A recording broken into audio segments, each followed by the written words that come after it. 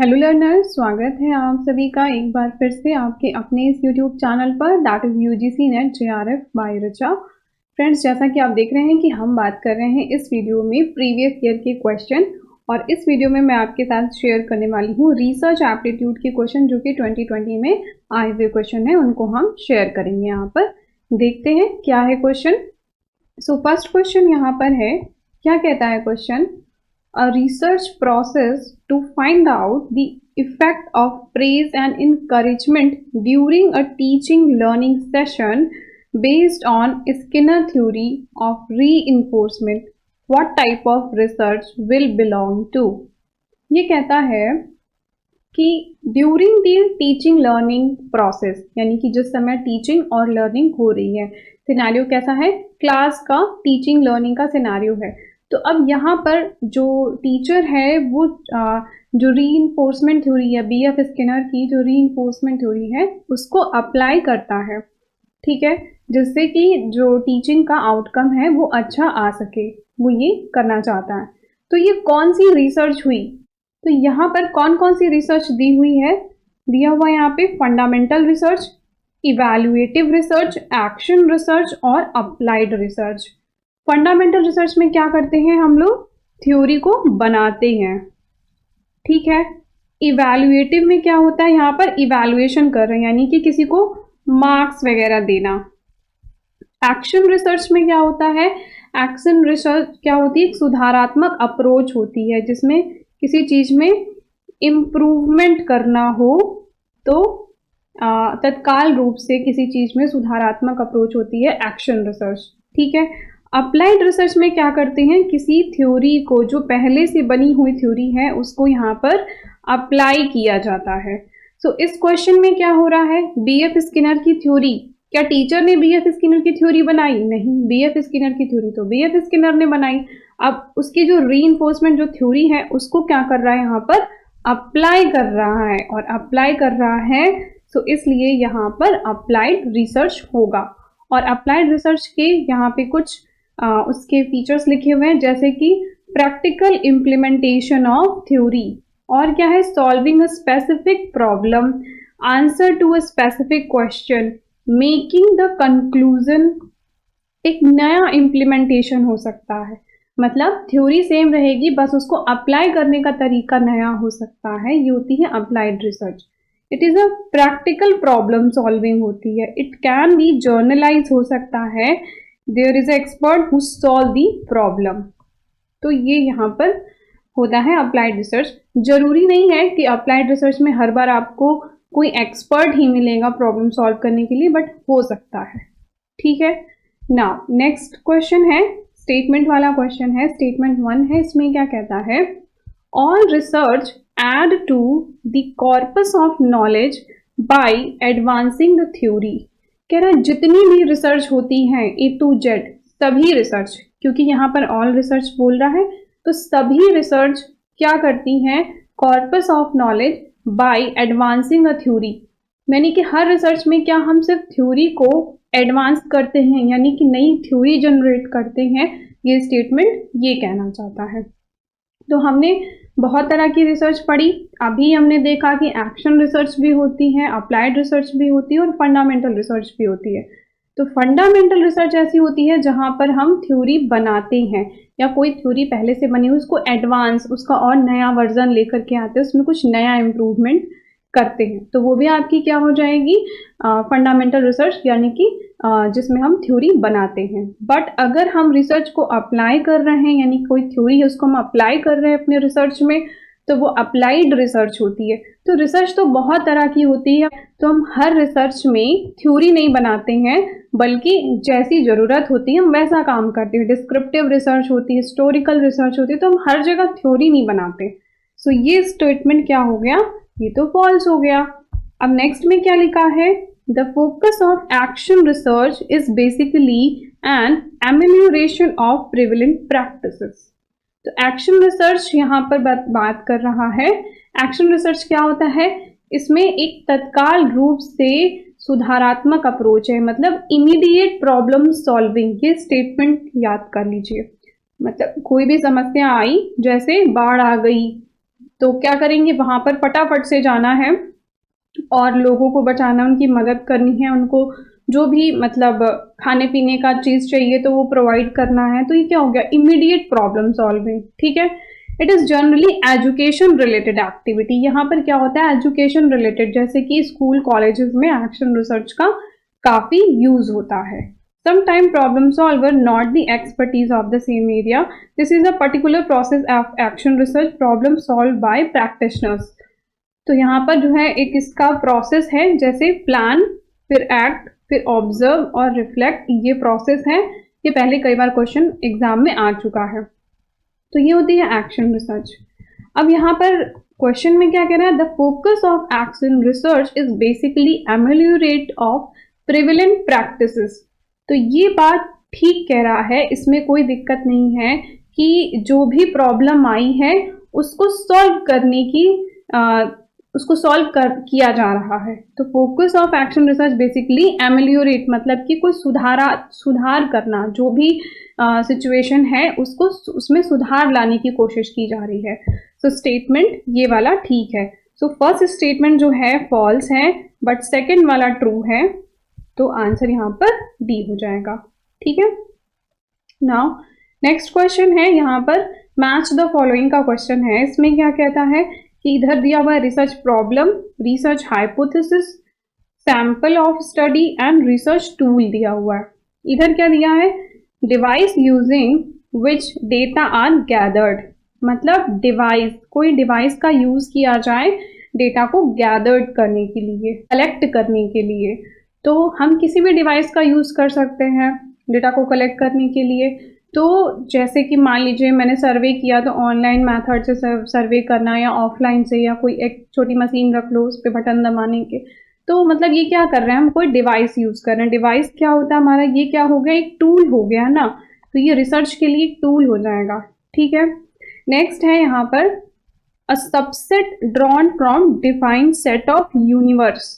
कह रहा है कि जो हमने पॉपुलेशन डिसाइड की थी उसमें से एक सबसेट, सबसेट का मतलब होता है एक उसका हिस्सा, किसी चीज का हिस्सा। ठीक है, तो सबसेट, एक सबसेट ले लिया, यानी कि क्या ले लिया, जो पॉपुलेशन थी उसमें से हमने सबसेट ले लिया। जो सबसेट लेते हैं उसे सैंपल कहते हैं। ठीक है, तो ये हमारा क्या हो जाएगा, सैंपल। नेक्स्ट है अ टेंटेटिव सॉल्यूशन और answer to a research question. एक टेंटेटिव सॉल्यूशन है, तो एक टेंटेटिव सॉल्यूशन क्या होगा, ये हमारा रिसर्च हाइपोथेसिस हो सकता है। ठीक है, हाइपोथेसिस यानी कि यहाँ पर क्या करते हैं कि हमें जैसे मान लीजिए कोई प्रॉब्लम सामने आई, तो वो हो गई हमारी रिसर्च प्रॉब्लम। अब हम सोचते हैं कि शायद इसका ये सॉल्यूशन हो सकता है। तो जो हम सोचते हैं कि ये हमारा शायद सॉल्यूशन हो सकता है, फिर आगे हम उसी पे आगे की प्रक्रिया करते हैं अपनी रिसर्च की, कि हम डेटा कलेक्ट करते हैं, फिर सैंपल लेते हैं, फिर हम उस पर टेस्ट करते हैं, फिर एनालिसिस करते हैं, ये सारी चीज़ें करते हैं। तो जो हमारी हाइपोथेसिस होती है, जो मुझे लगता है कि शायद ये तो नहीं है, तो उसी चीज़ का हम डेटा वगैरह कलेक्ट करते हैं, फिर हम बताते हैं कि हमारी हाइपोथेसिस जो हमने बनाई थी वो सही है या फिर नहीं। तो ये क्या हो गया, एक टेंटेटिव सॉल्यूशन होता है ना, कि शायद ये आंसर हो सकता है इस रिसर्च प्रॉब्लम का। तो ये आपका B is related to third. Now next है the research question which has to be answer, जिसका अभी आंसर नहीं पता है, जो अभी एक क्वेश्चन है, क्वेश्चन मतलब जो कि अभी एक प्रॉब्लम है, तो वो क्या हो गया, research problem. So A is related to 4, A is related to 4, B को 3 से, डी सी को 2 से और डी को 1 से। सो आंसर यहाँ पर ए हो जाएगा। नाउ नेक्स्ट क्वेश्चन है, इसमें क्या कहता है, अरेंज करना है स्टेप्स को इन हाइपोथेटिको डिडक्टिव रिसर्च है इन दी करेक्ट सीक्वेंस। तो हाइपोथेटिको डिडक्टिव, देखिए यहाँ पर दो तरह की रिसर्च, हमने सभी रिसर्च को लगभग हम दो तरह से डिवाइड कर सकते हैं, या तो डिडक्टिव या तो इंडक्टिव। ठीक है, या तो डिडक्टिव हो सकती है या फिर इंडक्टिव हो सकती है। अब डिडक्टिव का मतलब क्या हो गया, जहां पर हमको थ्योरी पता है और हम उसको अप्लाई करके देख रहे हैं, यानी टॉप डाउन अप्रोच। इंडक्टिव में क्या होगा, जहां पर हमें थ्योरी नहीं पता है, हमारे पास प्रॉब्लम मतलब क्वेश्चन है और हम उस पर बेस अब इंडक्शन कर रहे हैं, मतलब उसको आइडेंटिफाई कर रहे हैं प्रॉब्लम क्या है, ठीक है, उसको कैसे, उसका सोल्यूशन क्या क्या हो सकता है, और उसका कोई फिक्स हमारे पास थ्योरी नहीं है, तो ये इंडक्टिव हो सकता है। यहाँ पर क्वालिटेटिव भी इसको कह सकते हैं कि ये क्वालिटेटिव तरीका हो सकता है और ये आपका क्वांटिटेटिव तरीका हो सकता है, ठीक है। अब इसको मुझे अरेंज करना है, तो देखिए यहाँ पर क्या, identify and define the research problem, तो ठीक है, डिडक्टिव है, यानी कि पहले हम रिसर्च की प्रॉब्लम को आइडेंटिफाई कर लेंगे, उसके बाद क्या करेंगे, define the population and drawing the subset from them, यानी कि ये तो सैंपल की बात कर रहा है, ठीक है, ये क्या है, ये आपका सैंपल है। नेक्स्ट है data collection using the appropriate research task followed by the data analysis, ठीक है। नेक्स्ट है hypothesis formulation and developing the research design, okay. तो देखिए आप पहले क्या करोगे, प्रॉब्लम को आइडेंटिफाई करोगे, प्रॉब्लम आइडेंटिफाई करने के बाद क्या करना होगा, हाइपोथेसिस बनाएंगे। सो ए के बाद क्या आएगा, डी आएगा।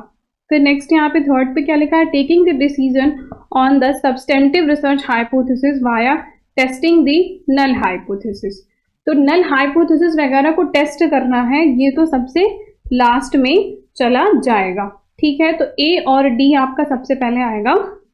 उसके बाद आप क्या करेंगे, हाइपोथेसिस बनाने के बाद आप अपना सैंपल डिसाइड करेंगे कि आपका सैंपल क्या होगा, ठीक है। सैंपल डिसाइड करने के बाद जो भी आपने सैंपल लिया है, अब क्या करेंगे, उस सभी जो सैंपल का मतलब क्या होगा, आपके पास सारे डेटा आ गए, लोगों का क्या व्यूज है, जो भी जिस भी मेथड पे आपका रिसर्च था, तो जब आपके पास डेटा आ गया, अब आप उस डेटा को एनालिसिस करेंगे ना, एनालिसिस का मतलब है उस डेटा को आप समझेंगे कि वो क्या कहना चाहता है, वो क्या इंटरप्रिटेशन करना चाहता है।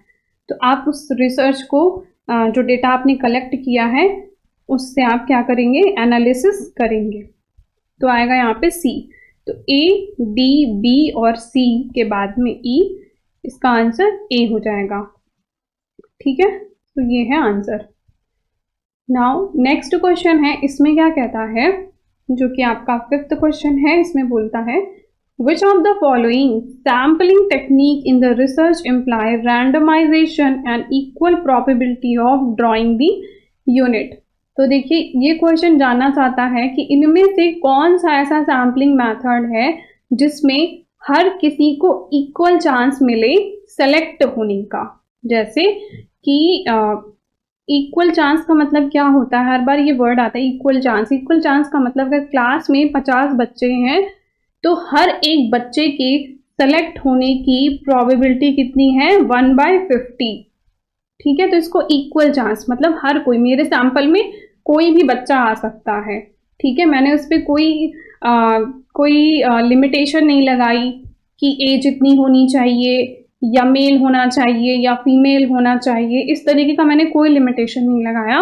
मैंने क्या किया कि 50 बच्चे हैं, कोई भी मुझे अगर बच्चा चाहिए, मतलब मुझे सैंपल अगर कलेक्ट करना है तो हर बच्चे की प्रोबेबिलिटी है सैंपल में आने की 1/50, ठीक है। तो ये एक तरीके से हो गया, मतलब आप ऐसे समझ सकते हैं कि हर एक बच्चे की इक्वल चांस है। अब इसमें से देखिए दो तरीके से इसको क्लासिफाई किया गया है, एक होता है आपका प्रोबेबिलिटी सैम्पलिंग, दूसरा होता है नॉन प्रोबेबिलिटी सैम्पलिंग।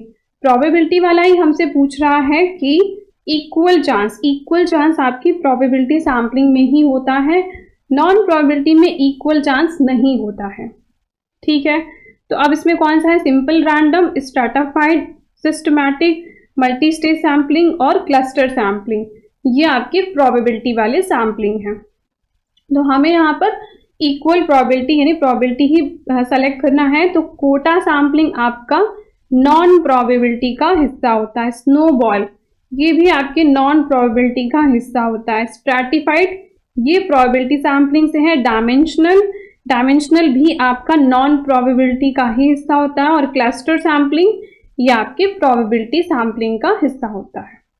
सो सी और ई ऑप्शन सी में है, सो सी इज द आंसर, ठीक है। आप यहाँ से नॉन प्रोबेबिलिटी के जो भी सैम्पलिंग के मेथड है वो नोट डाउन कर सकते हैं, और इनको अगर डिटेल में पढ़ना है तो आपको रिसर्च वाली प्लेलिस्ट में मिल जाएगा। नाउ नेक्स्ट क्वेश्चन जो कि 6th क्वेश्चन है, इसमें क्या कहता है, which of the following method of acquiring the knowledge save time and effort on the part of researcher. कह रहा है कि जो रिसर्चर होता है ना, जैसे आपको तो पता होगा कि पीएचडी में कभी कभी बहुत ज़्यादा टाइम लग जाता है, तो कह रहा है कि जो रिसर्चर है यानी जो पीएचडी स्टूडेंट है वो अपनी टाइम को कैसे सेव कर सकता है, एक्वायरिंग दी नॉलेज, मतलब नॉलेज एक्वायर करने का जो टाइम स्पैन है उसको कैसे सेव कर सकता है, मतलब कम कर सकता है। कौन सा मेथड वो यूज करे? तो मेथड ऑफ एक्सपीरियंस, ठीक है, इंडक्टिव मेथड, डिडक्टिव मेथड और method of consulting and authority. तो जो स्टूडेंट है उसको क्या करना चाहिए? सबसे पहले तो देखिए इंडक्टिव और डिडक्टिव क्या होता है। डिडक्टिव में क्या होता है कि चीज़ें मतलब एक सेट ऑफ पैरामीटर पता है, थ्योरी है, बस उसको अप्लाई करना है। तो ये तो आपका डिपेंड करता है कि रिसर्च किस तरीके की है। तो यहाँ पे ये जानना चाहता है कि आखिर वो क्या करे। जैसे डिडक्टिव में तो उसने सीधा सीधा डायरेक्ट टीचर से पूछते जाओ और अप्लाई करते जाओ, ये हो गया तरीका। बट टीचर से पूछते जाओगे तो टीचर को भी उस एरिया में एक्सप्लोर करना पड़ेगा, क्योंकि ये एक नई रिसर्च है। नई रिसर्च के लिए आपको नई डेटा को कलेक्ट करना ही होगा, यानी कि कॉलेज के बाहर जाकर के जैसी भी आपकी रिसर्च है, इफ इन केस अगर मैं कॉमर्स से रिलेटेड कोई रिसर्च लेती हूँ, फाइनेंस से रिलेटेड रिसर्च लेती हूँ, तो आपको कॉलेज के बाहर जाकर के ही डेटा कलेक्ट करना होगा। किसी इंस्टीट्यूट में, किसी फाइनेंशियल इंस्टीट्यूट वगैरह से ही आपको डेटा लेना होगा।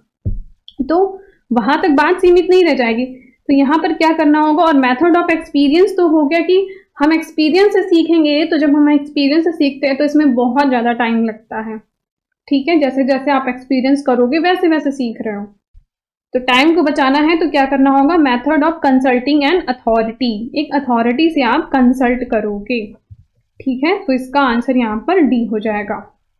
नाउ नेक्स्ट क्वेश्चन है, इसमें क्या कहता है? Which of the following are the feature of qualitative research paradigm, मतलब इनमें से कौन सा ऐसा है टॉप पॉइंट्स जो कि क्वालिटेटिव रिसर्च के फीचर्स को बताता है, ठीक है। यहाँ पे देखिए पैराडाइम लिखा है, इसका मतलब होता है दृष्टिकोण, ठीक है। मतलब कि दृष्टिकोण का मतलब क्या होता है? अपना पॉइंट ऑफ व्यू। तो यानी कि इनमें से हमें उन चीजों को पिक करना है जो क्वालिटेटिव रिसर्च के पॉइंट ऑफ व्यू को बताती है, ठीक है। अब यहाँ पे फर्स्ट स्टेटमेंट में क्या कह रहा है? The research is concern with understanding the social phenomena from the participants perspective. Participant के पर्सपेक्टिव के हिसाब से चीजें होंगी, ठीक है। देखिए यहाँ पर क्वालिटेटिव जैसे कि क्या हो गया? ऑब्जर्वेशन मेथड होता है आपका क्वालिटेटिव रिसर्च। तो जब आप उसको ध्यान में रखेंगे और फिर आप इसके फीचर्स को पढ़ेंगे तो आपको अच्छे से समझ में आएगा। तो अब यहाँ पर कह रहा है कि जो पार्टिसिपेंट्स हैं उनके पर्सपेक्टिव के हिसाब से चीजें होंगी, ठीक है। ये बात बिल्कुल ठीक कह रहा है। नेक्स्ट क्या कह रहा है? It seeks to establish the relationship among the variable and explain the cause and changes in the measure of social facts. तो ये कह रहा है कि ये क्या करता है? जो रिलेशनशिप, जो भी वेरिएबल्स हैं उनके रिलेशनशिप को स्टैब्लिश करता है और एक्सप्लेन करता है कि क्या इनका कॉज है। बेसिकली हम कह सकते हैं कॉज एंड इफेक्ट रिसर्च की बात कर रहा है, जो कि हमारा क्वांटिटेटिव रिसर्च का हिस्सा होता है।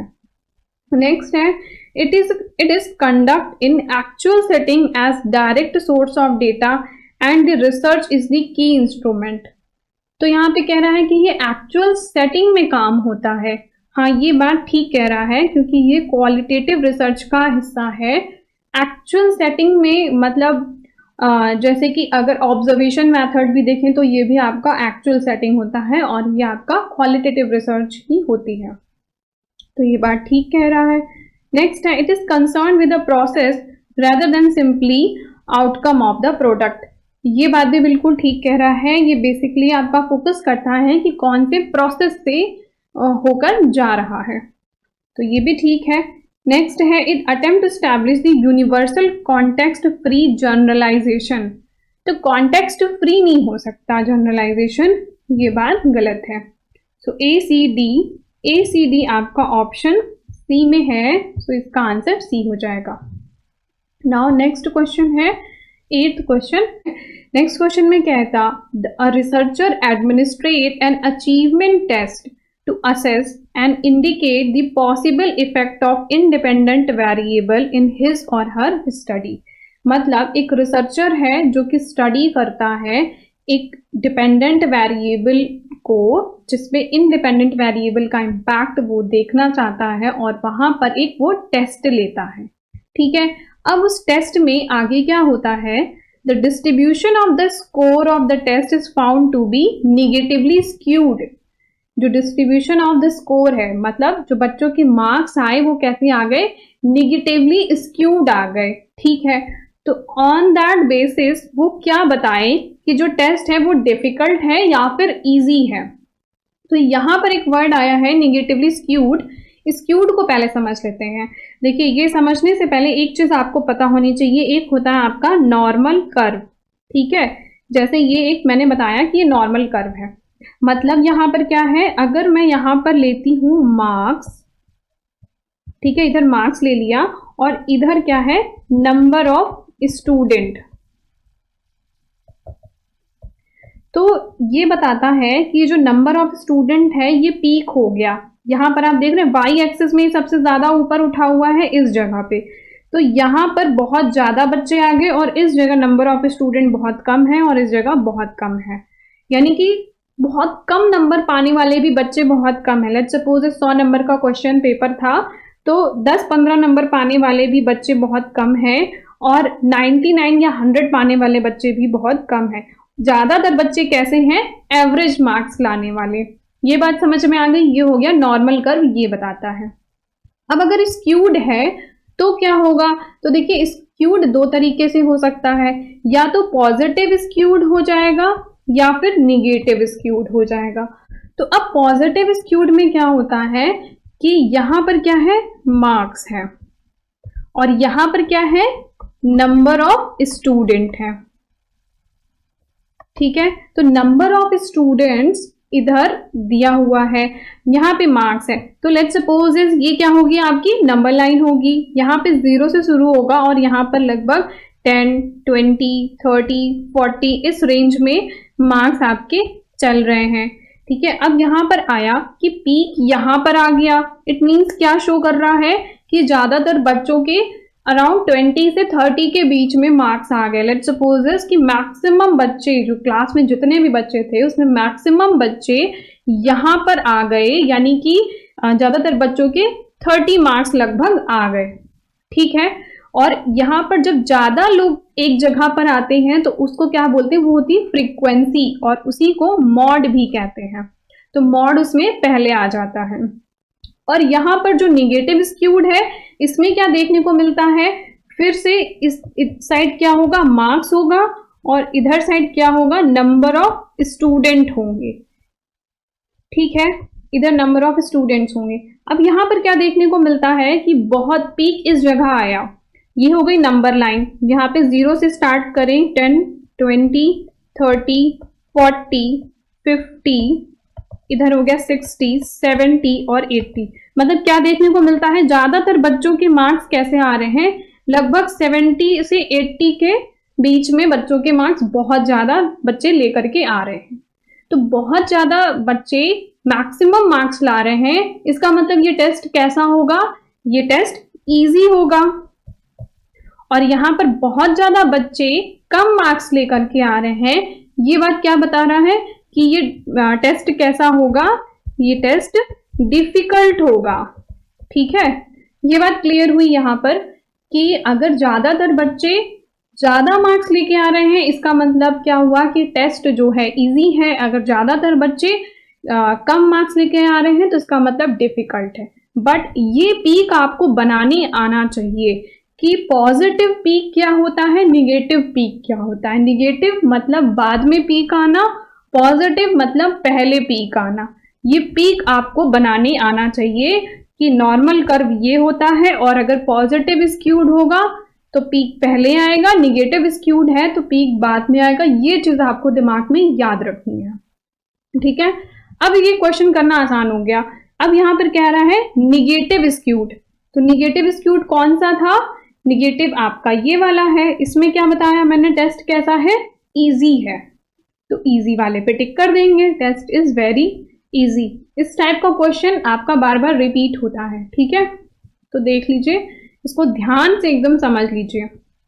नेक्स्ट क्वेश्चन है, इसमें क्या कहता है, असर्शन और रीजन का क्वेश्चन है। असर्शन में कहता, a researcher has to observe codal formalities at the stage without scope and leeway of offending moral and ethical norms. तो इस क्वेश्चन में कह रहा है कि एक रिसर्चर को ऑब्जर्व करना चाहिए कोडाल की फॉर्मेलिटीज को लेकर के सभी स्टेज पर, ठीक है, and without scope of leeway for offending the moral and ethical norms. किसी भी मोरल और एथिकल नॉर्म्स को मतलब ब्रेक नहीं करना चाहिए। तो ये बात ठीक कह रहा है, गलत नहीं है। नेक्स्ट है, in respect of data collection, data का एनालिसिस और डेटा का जो इंटरप्रिटेशन होता है वो considerable scope of being ethically vulnerable होता है।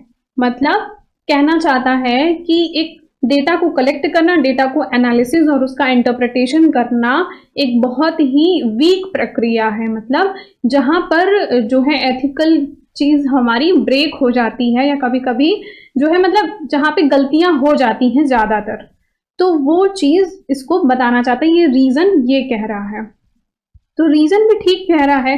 पहले बोल रहा है कि एथिक्स को नहीं ब्रेक करें और फिर यहाँ पे कह रहा है कि ज्यादातर इन जगहों पर जो है गलतियां होती हैं या फिर ये बहुत ही वीक एरिया होते हैं जहां पर बहुत ही ज्यादातर तरीके से गलती होती है। तो ये बात भी बिल्कुल ठीक कह रहा है और इसका ये रीजन भी सही सही एक्सप्लेन कर रहा है। सो आंसर यहाँ पर ए हो जाएगा, ठीक है। नेक्स्ट क्वेश्चन है, इसमें क्या कहता है, नेक्स्ट क्वेश्चन है इसमें क्या कहता है, the scope of employing the ICT support relative to more in which of the following stage of the research। कह रहा है कि इंफॉर्मेशन कम्युनिकेशन टेक्नोलॉजी का किस किस जगह पर बहुत ज़्यादा अच्छे से यूज़ किया जा सकता है। तो प्रॉब्लम फॉर्मुलेशन में, हाइपोथेसिस मेकिंग में, डेटा कलेक्शन में, डेटा के एनालिसिस में और इंटरप्रिटेशन में। तो देखिए आईसीटी का हम यूज़ यानी कि हम इंटरनेट या डिवाइसेस का यूज़ कहाँ पर कर सकते हैं, सबसे ज़्यादा तो हम डेटा कलेक्शन में कर सकते हैं ना, कि डेटा को कलेक्ट किया जा सकता है। अच्छा, प्रॉब्लम फॉर्मुलेशन में तो प्रॉब्लम को आइडेंटिफाई करने में हम आईसीटी का उतना यूज़ नहीं कर सकते। हम भले पेपर को पढ़ने के लिए या पेपर को डाउनलोड करने के लिए हम लैपटॉप वगैरह का यूज़ कर सकते हैं, बट आपको वो डेटा को कलेक्ट करने का एक सोर्स, एक जरिया है, जबकि आप डिवाइसेस के थ्रू जो है आईसीटी के थ्रू डेटा को कलेक्ट कर सकते हैं। सिर्फ वही एक जरिया आज के दौर में अगर देखें तो वही एक जरिया है डेटा को कलेक्ट करने का। सो हम सी ज़्यादा अप्रोप्रिएट है, सी लेंगे और ए नहीं लेंगे। तो ए नहीं लेना है बट हमें सी लेना है, तो सी हम ले लिए। फिर है डेटा को एनालिसिस करने के लिए, बिल्कुल डेटा को एनालिसिस किया जा सकता है, बहुत सारे टूल होते हैं जैसे एक्सेल हो गया, ठीक है, और क्या हो सकता है, पाइथन हो सकता है, आर प्रोग्रामिंग हो सकती है, C++, मतलब जो भी प्रोग्रामिंग आप यूज़ कर रहे हैं वो आपका डेटा को एनालिसिस करने के लिए हो गया। सो डी वाला भी हो जाएगा। तो यहाँ पर सी एंड डी आपका ऑप्शन सी में है, सो ये आपका आंसर हो जाएगा। आई होप कि आपको ये 10 क्वेश्चन अच्छे से समझ में आ गया होगा। सो फ्रेंड्स, मिलते हैं आपसे नेक्स्ट वीडियो में और आई होप कि आपको ये वीडियो अच्छा लगा होगा, आपके सारे डाउट्स यहाँ पर क्लियर हुए होंगे। बट फिर भी अगर कोई डाउट है तो आप कमेंट सेक्शन में लिख दीजिए।